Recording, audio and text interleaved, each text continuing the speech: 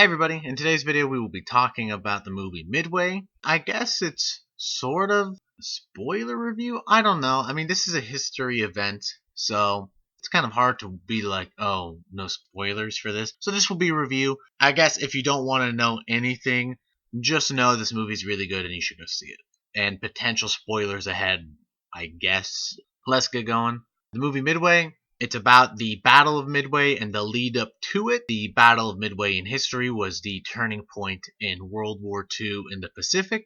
As you know, in World War II, we were fighting in Europe against the Nazis, but also in the Pacific against Japan. The movie's really good. It actually showcases how we got into the war, and that was, of course, from the bombing of Pearl Harbor. We were talking to Japan frequently, and we were trying to convince them to be with us, be on the good side, but they very much wanted to invade China and grow their empire. And the movie kind of showcases that a bit. It's like 1937, us talking to them, then in 40, and then in 41. Different battles and different points during this time frame. It's all showcased and presented to us very well, and I very much like that. At the very end of the movie, very last thing you see on the screen, it says, I'm paraphrasing a bit, but it says something along the lines of, to the Americans and the Japanese that fought in the Pacific, the sea remembers you all, and we thank you all for your service. And I really very much like that, because war is nasty. War is never good for either side. Innocent people's lives are lost because of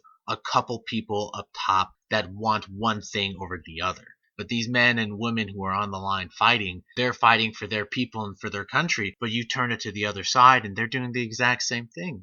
A great movie that showcases that is All Quiet on the Western Front. It's a World War I movie, and it shows you the perspective of Germany. And even though we call them the losing side and everything, to them, these boys, these young men and women, and they were just fighting for they thought was right. You know, they were fighting for their country. Their country said, hey, these people are attacking us. Go defend your home. And that's what they did. So yeah, I very much like that. And this movie kind of showcases a bit of that too, where there's different scenes with the Japanese Navy on board are clearly afraid. They're like, I just want to go home. I don't want to be here.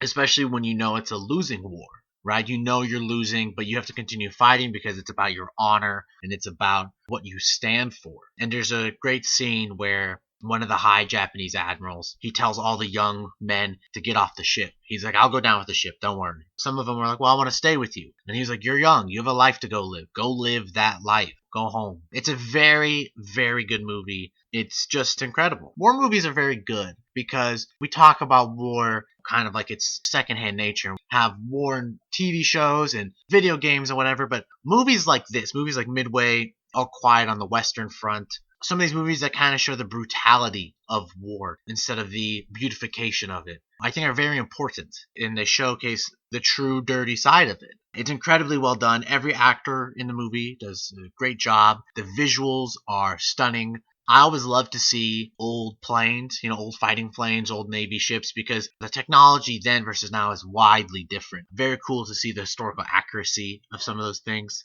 Go watch this movie. It's great. Thanks for watching. Leave a like, comment, subscribe, and I'll see you guys for the next one. I forgot to mention it before I did the end part of the video. At the very end of this movie, they do this very neat thing that a few war movies and historical movies have done before, where they'll show the actor playing the character and then they'll show a picture of the real life person and they'll give you a description of what happened to them after the war and where they are today in their life. Love stuff like that. That's all I just wanted to add, so make sure once the movie ends you stay for all of it. Thanks again, guys. See you guys for the next one.